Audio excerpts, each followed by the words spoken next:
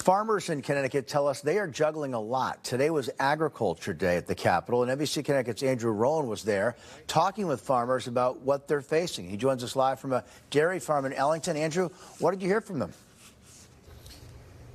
Well, Kevin, profit margins were already tough for farms like Oak Ridge Dairy here in Ellington. Now with the war in Iran and all these other global factors, it's just another level of stress.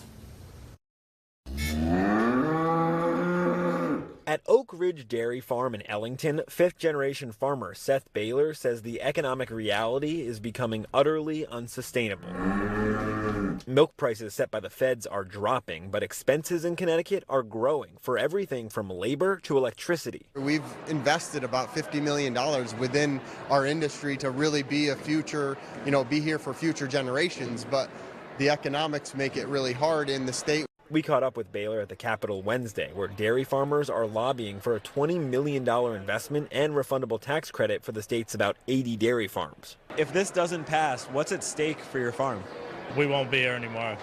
Dairy will not be in this state within 3 years if this does not pass. Another issue facing all farmers, finding and affording farm land. Competing against housing development and solar panels, and it's the easiest land for people to do stuff with. And farmers don't have a lot of money to compete with that, so it's definitely one of the largest challenges. Then there's the war in Iran, which has sent the cost of fertilizer and diesel skyrocketing. It's left smaller farms especially vulnerable. We don't know, is this going to be a temporarily increase, or is it going to eventually come back down? How will that work into our pricing? We can't raise the price of our commodities in the marketplace to then cover the additional cost of diesel fuel and oil in this particular case. So that's the toughest piece. Plus, there's property tax assessments. North Stonington cattle farmer Kimberly Grijalva's increased by $16,000. But in January, Governor Lamont reinstated the old evaluations and formed a working group. And so now we're at the table really trying to figure out, how do we tax? Do we tax? What does that look like? And it's very complicated.